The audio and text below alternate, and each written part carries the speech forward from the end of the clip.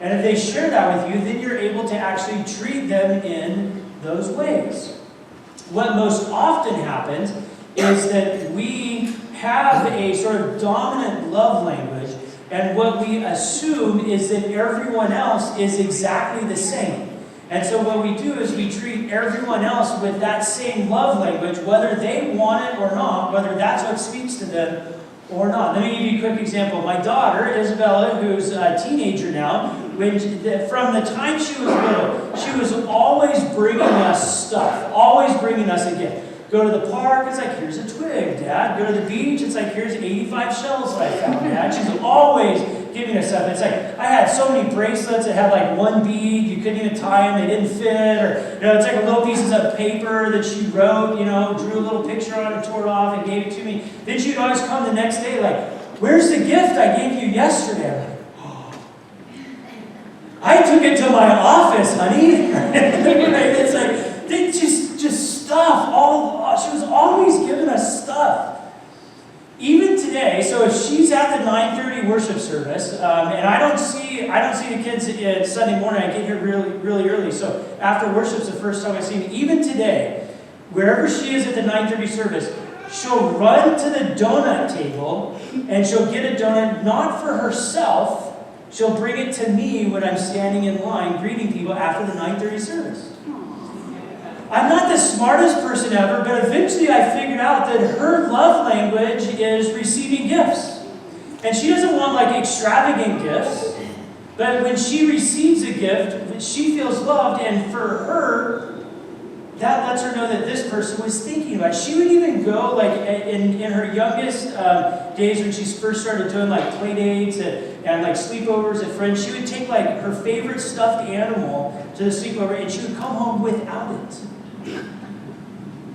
Where did it go? She said, I gave it to them. They liked it, so I gave it away. Like, that's our favorite stuffed animal. You can't do that. But that was, that was her way of expressing. So, but what she did was, as a child, is just to treat everyone in her same love language. You understand that? But what we need to do is we need to unlock those secrets so that we can share our love language with the people around us, and they can love us, and vice versa.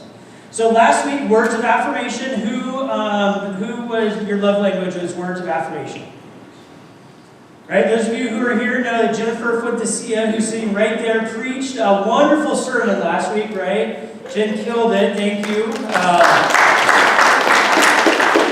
we talked about that this week, acts of service.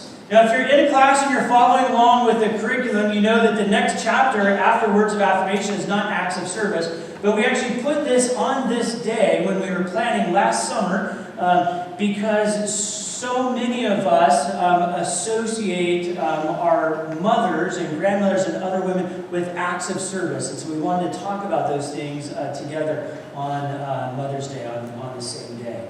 So this week, acts of service, I'll warn you, it's very easy in this particular sermon for it to stray away from the great commandment, love the Lord your God with all your heart, mind, body, soul, love your neighbor as yourself, and very easily get into the Great Commission, which is to go to the ends of the earth and share that love. I want to try not to do that this morning. One of the reasons I won't do that is because I preach the Great Commission sermon every other Sunday. You might have heard me preach that sermon before, right? How many times have you heard me talk about Matthew 25? Or how many times have you heard me say, it doesn't matter what we do in this room if we don't do anything outside of this room?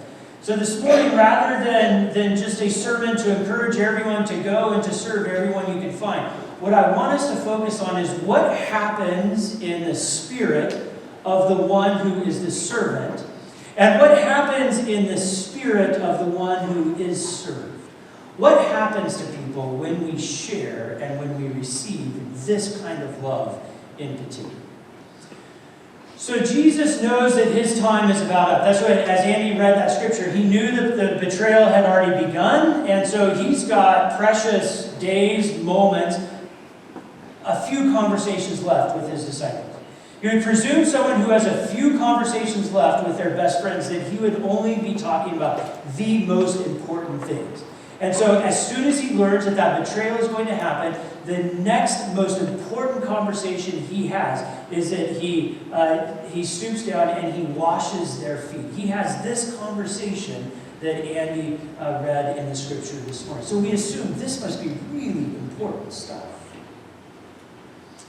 It was interesting to me as I read and reread this passage many, many times this week in preparation for this morning, that I heard something in the passage that I had never heard before.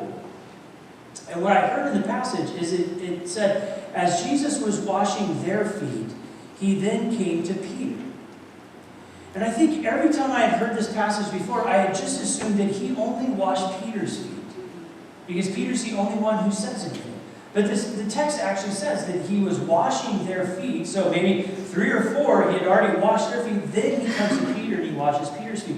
But Peter's the only one who responds, or the only one that we have a response from. And so we see this conversation between Jesus and Peter. Does it surprise you in the scripture that Peter's sort of taken aback? It doesn't surprise me every time I read it. I mean, anybody ever have your feet washed? It's not the most, it's a little uncomfortable, it's a little awkward, odd. I imagine he was surprised. I imagine he was taken aback in part because here is Jesus who's kneeling before him in sort of this very humbled kind of position. You know, when we serve, when we have those kinds of interactions with one another, whether it's foot washing or service of any kind, what often happens is that the person who's being served, there's a real vulnerability that they have to open up in order to be served. And there's a deep connection between the people who served and the people who've been served. Anybody who's been on the Mexico mission trip knows that it only takes a couple days, and then this family that you're building a house for, you're a part of their family, and they're a part of your family. You can go back the next year, same thing. You can go back. Some of these houses I've gone back 15 years later, still walk in, and it's like, yeah, they're a part of my family, and I'm a part of. There's this deep connection. If you've done this ritual of foot washing before, you know that there's a connection, there's a kind of intimacy, this physical sort of act that is happening in that moment. You know, the purpose of Jesus, every part of Jesus, life, death, resurrection, the purpose of Jesus was to elevate people to be closer to God. Jesus' death on a cross was meant to take away the sins of the world and to elevate all of humanity to be closer to God. Jesus' teaching of his disciples was meant to elevate his disciples so that they were closer to God. Jesus' healing of people was meant so that those people would be healed and could live full again and be elevated closer to God. Jesus' ministry of forgiving the sins of people was to break down those barriers between those people, to elevate them so they could be closer to God. Every time we embody the servant ministry of Jesus and we enter into acts of service for other people, what we are doing is elevating those people to be closer to God. You open a door for someone, you do a chore for a loved one, no matter what it is. You build a house for someone, you cook a meal for someone, you pick up trash for your community. As Christians, we don't do that because we're being nice. I mean, that's a bonus. We don't do that because we want people to know that we're good people. We do acts of service as the followers of Christ because we embody the very work of Jesus, and what that means is we are elevating people to be closer to God. That's what the acts of service do in other people's lives. Now I want you to consider, I want to just set the scene here.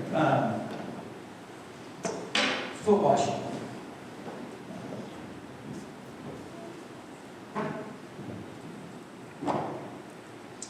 There's two people involved in this ritual, right? And there's something that happens in both of their lives. I want you to consider what happens in the life of the one who sits in this chair and what happens to the life of the one who is kneeling before them. So first, what happens to this person here? What happens in their life when they kneel down before someone to wash their feet? Well, if you read the scriptures where Jesus is teaching, more so than anything, he teaches about humility. This is a humble place to be. Knelt at someone's feet. It's humble to serve in any way at any time. The other thing that this person, I believe, always is reminded of as they are serving is that their life is not their own. It doesn't belong to them.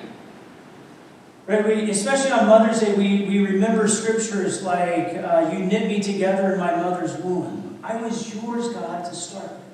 And when I say that I'm willing to be a servant, what I'm saying, God, is that I'm still yours. It's not my idea. It's not my way. It's not the way I want to serve. It's not who I want to serve. It's who you want me to serve in the ways that you want me to serve. That happens. The other thing that happens is people realize that they're older and they may not get up as easy as they used to. I've never met someone who is in that posture in life, whether they were washing people's feet or serving in any other way, who really felt bad about themselves afterwards. Right? None of these people who go to Mexico with us are like, oh, God, I'm such a rotten person after building a house all week. Like, no one who's ever gone and served at the soup kitchen was like, I got to stop doing that. Like, this generosity thing is killing me, right? No, we feel better about ourselves. We feel filled up, fulfilled. And that is because we are actually taking the very posture of Christ. We are putting on the clothes of Christ. That there perhaps is no better place to grow any closer to Christ than when we humble ourselves and we serve someone else. So in the very act of offering this kind of love, what happens is we elevate ourselves closer to God. We're not even talking about the other person yet. What about the person who sits here? Who in this room finds it harder to sit in this seat than to kneel there? Anybody?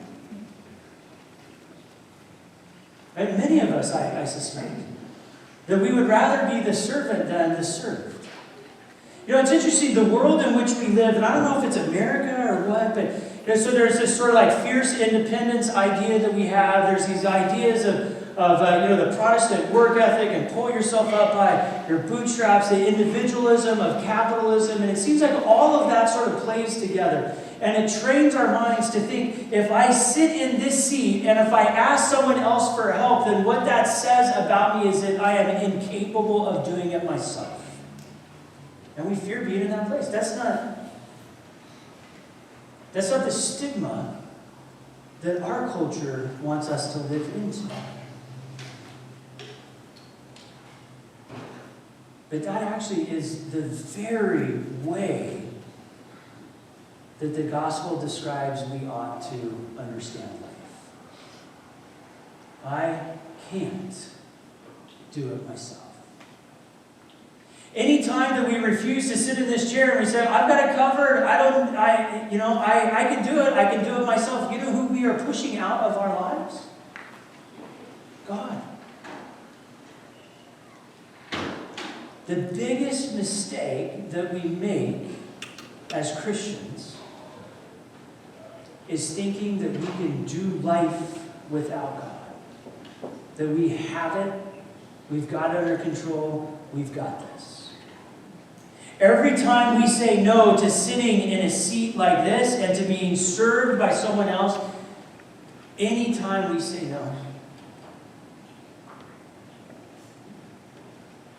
we are spoiling our own spirit.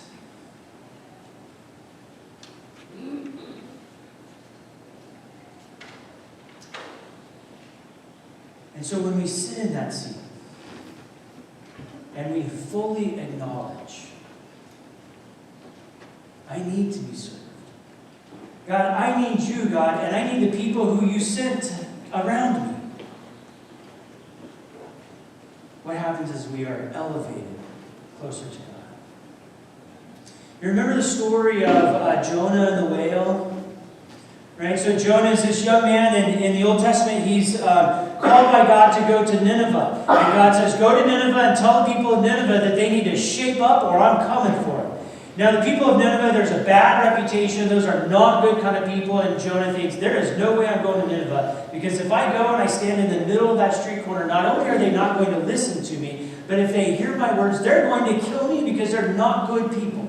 So Nineveh is that way. Jonah, I'm going that way. He goes that way. He gets onto a boat. There's a terrible storm that night. During those days, they believed that there was a storm on the sea, that God was causing the storm because God was unhappy with someone who was on the sea.